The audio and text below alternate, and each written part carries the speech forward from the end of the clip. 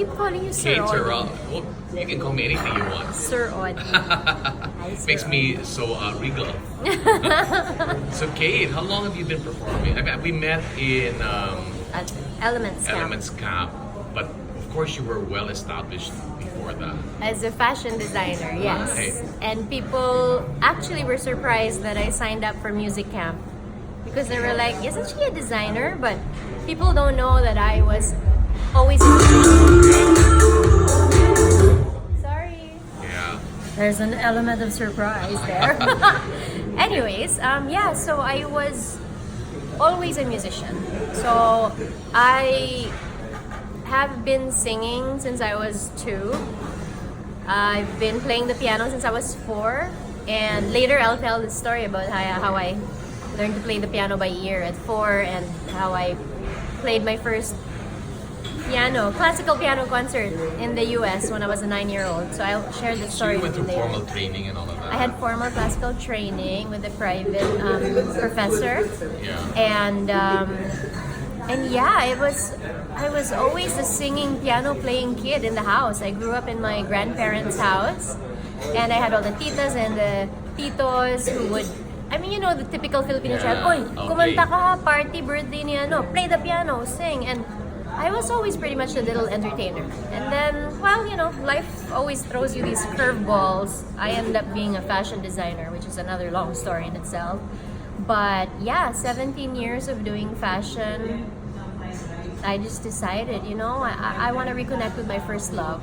And it was Elements Camp that made it very clear for me. Like, the first time that I played for the entire Elements community, I was very honored to be handpicked. Like, me, Bulat Dumas. Your first batch. First batch of the Elements Camp. This is 2010. And I was super burnt out from music. I was super burnt out from the fashion industry. And it just... Joey Ayala sends me a text message. He's like, hi, I remember I saw you singing. Do you think you'd be interested to sign up for this camp? And I was like, well, it's Joey Ayala. And I'm like, oh, and then he lured me with the whole Ryan Cayabyabo, organized it. Little, you know, casual mention. And then, yeah, next thing I know, I was playing for the stalwarts of the music industry and my really, really talented peers in, you know, the first batch of Elements. And I remember the first time Ogie Alcacid heard me play, he was like, what are you doing designing clothes? Because I think I'm a better musician than I am a designer. Although Dr. Vicky Bello, who was like one of my biggest clients before, she would disagree. She loves my fashion more. But You do both. yeah, I can do both, but I just want a business partner to run my fashion business because it's a headache. It's really tough. It's a super tough business to be in, but I love it. You know, it's like one of the many transmissions of my creativity, like fashion. But this is, you'll see. I feel so. So at when home. you started Elements Camp, had you written original music prior to that? I was already writing, but I was too shy to. I wasn't really confident in my songwriting, but I'd always been writing songs since high school. I even got like a music citation. I mean, like I got an award in high school because I wrote some drug week jingles that were very good, supposedly. I mean, I don't even remember how they go anymore, but So was it at Elements that you shared your compositions? yes, that was the first time. I mean, I would be playing little shows, little indie shows on the side, but it wasn't like I kind of launched my music career officially. It was always like a hobby. But then, I mean, Elements just kind of just took it to the next level. What and- happened since? Where have you taken your music since? Since then, when I signed up to Elements, I launched my very first album in 2013. It's called Long Overdue. It's on Spotify, iTunes, everywhere. It's released by MCA Universal. And then, you know, next thing I know, I was touring the world. I was organizing my own little world tour because that was my dream.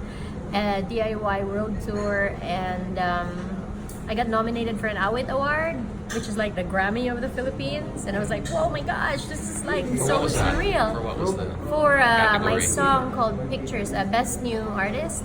Oh. Of course, I lost to a pop star, but that, you know, this Philippines. But it was such an honor to just be really recognized. And then, yeah, I crashed a talent showcase in London while I was on holiday. Remember, Pal had that sale because they launched the London flights. It was so cheap, $650 round trip. Went to London, had no agenda, and then I crashed the talent show. And then next thing I know, I had promoters in London emailing me, trying to book me, and then somebody sponsored for my work visa, and I said, "Oh, I'll try it for 3 months." It turned into nearly 5 years, which is an amazing adventure, like the best years of my life, and also the most difficult. But yeah, and I've since come back, and not really officially. I think I want to go back to London, but there's also opportunities in America. But right now I'm just, going with the flow, playing it by ear, showing up for gig after gig after gig. Like right now, actually, I'll be playing 2 gigs in 24 hours. I am playing this gig, and the one last night was for a telecoms company in Cebu. So, I do these little indie shows, and then it's nice to get corporate shows once in a while to pay my bills. So you do corporate shows when you sing? I do a mix, because I can play anything. Yeah. From classical to pop to jazz to rock to indie, and then I play my own stuff. But because I never prepare a set list at my shows, I just I show up and like, oh, this is the crowd, and then I get a feel of who's in there, and it's very interactive and it's totally unscripted. It's like anything goes, and as I always say, the show is only as good as the audience is. So yeah, if it's a good audience, it's a good show. What are we expecting this afternoon? Oh, Setup na sila. the unexpected.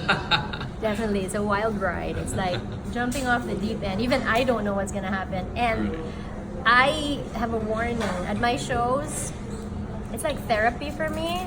So it's like my mouth just I have verbal diarrhea, verbal and emotional diarrhea. Like my parents don't even want to come to my shows anymore because they get embarrassed. Like, oh my god, what is she saying? And that's why I kindly ask the audience to, not record the conversational part. And if they do, just be mindful of what you post, because my titos and titas in the Visayas are going to judge me for it. But then I think that's an area where I could really have a breakthrough, to just not care about what people think and just say everything. And I felt very free living and working in Europe because nobody knows you, nobody cares, and they don't judge you, and it is so liberating. And I feel like that's one of the reasons why my shows here in the Philippines are kind of few and far between, because I'm a little bit scared to just kind of say all these personal things, because I always tend to offend people from what I say. Yeah, but you'll see in a bit, and I'm gonna start in a wee bit, and yeah. All right, so looking forward to that. Thank and you. We'll get back to you after the show. I am so honored that you've come here, and it's a holiday, but here you are. Thank you. All right,